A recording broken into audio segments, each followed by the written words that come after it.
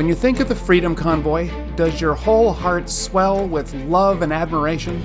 Or do you feel the bile rising in your gorge? Do you loathe the celebrity who has transitioned? Or the feminist who says he's not a woman? Do you think the Trump supporter is a moron? Or that the term progressive Christianity is an oxymoron? Some of these are clearly the work of the devil, and I think possibly all of them. Now bear with me, I have to tell you what happened to my Instagram account. If you've not seen this, I fear that the forces of hell may be at work in your social media feed. So here's what happened with my Instagram.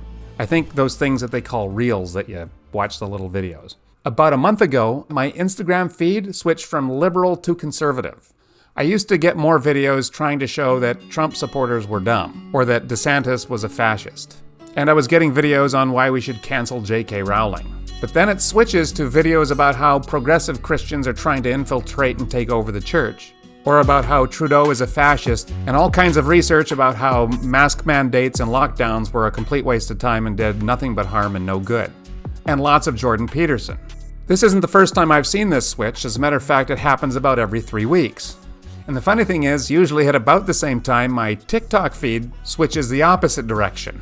My social media feeds are confused by my behavior on social media. I'm not consistent. That being said, I would like to ask you a very important question. Are your social media algorithms confused by your behavior when it comes to the broad categories of liberal or conservative? If it's not, we're getting ourselves into some very serious trouble that we could avoid. Here's what I'm talking about. The devil is using and will use social media to divide us. They want to make us very liberal or very conservative. It doesn't matter which. Either serves the purposes of hell. In his book, The Screwtape Letters, C.S. Lewis shows us the letters that a senior demon, named Screwtape, has written to his nephew, Wormwood. He's a novice tempter. Most of this correspondence is giving Wormwood advice on how best to lead his human patient to damnation, or how to work contrary to God's purposes for the church. So in this book, when you read Our Father, he means Satan, and when you read The Enemy, he's talking about Jesus. Lewis's audience for this book was going through huge conflict, both in culture and in the church. The book was published in 1942, so that was right in the middle of the Second World War. And the tensions in the English church were huge. Christians were divided in what they thought should be the church's response to the war. Many thought that Christians should get right in there and fight the Nazis. And others believed just as strongly that Christians did not kill people. They were pacifists. You don't need to guess how this all went down. We're experiencing it right now as well. Screwtape's letters give us a pretty clear indication as to how the devils plan to use this conflict to weaken the church and to thwart any of the plans that God might have in these trying times. And this is pretty useful intelligence, don't you think? To know what the devils are up to and what they're wanting us to do? Because then we can do the opposite. In the 7th letter, Screwtape talks about how to use legitimate disagreements in the church to the devil's advantage. I had not forgotten my promise to consider whether we should make the patient an extreme patriot or an extreme pacifist. All extremes except extreme devotion to the enemy are to be encouraged. Not always, of course, but at this period. Some ages are lukewarm and complacent, and then it is our business to soothe them yet faster asleep. Other ages, of which the present is one, are unbalanced and prone to faction, and it is our business to inflame them. Any small coterie, bound together by some interest which other men dislike or ignore, tends to develop inside itself a hothouse mutual admiration, and towards the outer world a great deal of pride and hatred, which is entertained without shame, because the cause is its sponsor, and it is thought to be impersonal. Even when the little group exists originally for the enemy's own purposes, this remains true. We want the church to be small, not only that fewer men may know the enemy, but also that those who do may acquire the uneasy intensity and the defensive self-righteousness of a secret society or a clique. The church herself is, of course, heavily defended, and we have never yet quite succeeded in giving her all the characteristics of a faction.